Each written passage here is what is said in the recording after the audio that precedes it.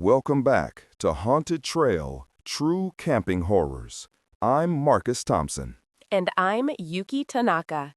Tonight, we plunge into the depths of Blackwood National Forest, a place of breathtaking, primordial beauty that, in the summer of 2017, began to hold a truly terrifying secret. This is episode 15, titled The Forest Keeps Its Secrets. Our story revolves around Sarah Miller, a vibrant, adventurous 28-year-old software engineer from Portland, Oregon. Sarah was a seasoned outdoors enthusiast, known for her meticulous planning, bright spirit, and unwavering self-reliance. She had embarked on countless solo expeditions, always returning with incredible tales and stunning photographs, a true lover of the wild. Blackwood National Forest was her latest, most anticipated adventure. A sprawling, ancient expanse of towering pines and rugged terrain, it promised the profound solitude and physical challenge Sarah often craved. She had meticulously mapped her route, rigorously checked her gear, and informed her loved ones of her itinerary. Everything appeared set for a rejuvenating week-long solo backpacking trip. But when her scheduled return and subsequent check-in passed without a word, an icy, gnawing fear began to settle over her family and friends. A dread that would soon spread, engulfing an entire community. The alarm raised by Sarah's family immediately triggered a massive search and rescue operation. Local law enforcement, park rangers, and experienced volunteers descended upon Blackwood National Forest. The sheer scale of the wilderness presented an immediate, daunting challenge.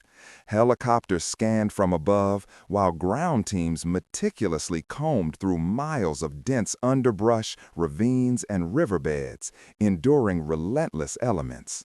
Days bled into a week with no sign of Sarah. Then, a breakthrough.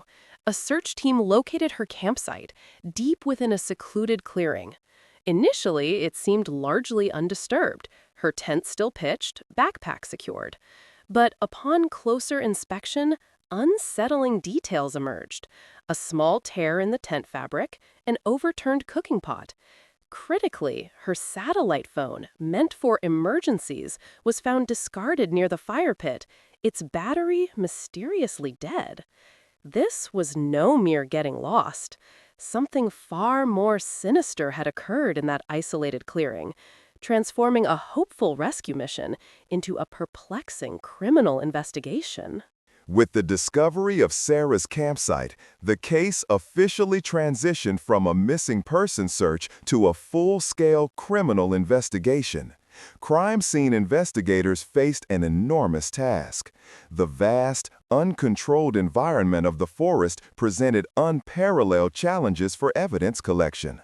Rain, wind, and the countless tracks of search teams had already severely compromised much of the area. However, amidst the overwhelming challenges, a crucial piece of evidence eventually emerged, thanks to an observant park ranger named David Chen. Ranger Chen, who knew Blackwood's trails intimately, noticed a set of distinct boot prints leading away from Sarah's campsite, deeper into a rarely used section of the forest. These prints didn't match Sarah's hiking boots, nor those of any search personnel. They indicated a much heavier, more aggressive sole. This discovery solidified the theory of human involvement, painting a chilling picture of an intruder, not an accident. The forest, it seemed, had witnessed something terrible and was slowly beginning to whisper its secrets, one faint print at a time. The new evidence, while significant, only deepened the mystery. Investigators now faced the daunting task of piecing together what happened to Sarah Miller in a vast wilderness. Without a body or a clear crime scene beyond the disrupted campsite, the official investigation struggled for traction.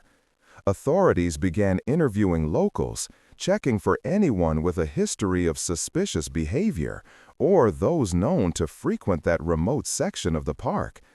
Every lead, however slight, was pursued. but the forest offered frustratingly little in the way of concrete answers. Sarah's family, meanwhile, endured unimaginable agony. They launched a tireless public awareness campaign, plastering missing posters, offering rewards, and organizing further volunteer searches. The small Blackwood community had its share of reclusive individuals or seasonal hunters who preferred the solitude of the deep woods. While none immediately stood out as a primary suspect, authorities meticulously followed every faint lead. Forensic experts struggled to find viable evidence from the exposed campsite. The relentless elements had long since washed away most potential clues, leaving behind only haunting silence and lingering questions. Months turned into a year, and the case of Sarah Miller seemed destined to join the cold files, another person swallowed by the unforgiving wilderness. Her family clung to a sliver of hope, even as the official search wound down. But then, a grim discovery shattered any remaining illusions of a peaceful, accidental ending. A lone hiker, off-trail in a remote corner of Blackwood National Forest, stumbled upon a rusted, disused trapper's cabin, long forgotten by time and man. Inside the decaying cabin, an incredibly disturbing scene awaited. Hidden beneath old tarps and debris were partial human remains. DNA testing soon confirmed the identity: Sarah Miller. Nearby, her distinctive hiking boots and a few other personal items, including her camping knife, were also found. The evidence strongly suggested foul play, confirming the darkest fears. While the cabin offered few immediate answers, the discovery provided Sarah's family with the heartbreaking confirmation they had dreaded.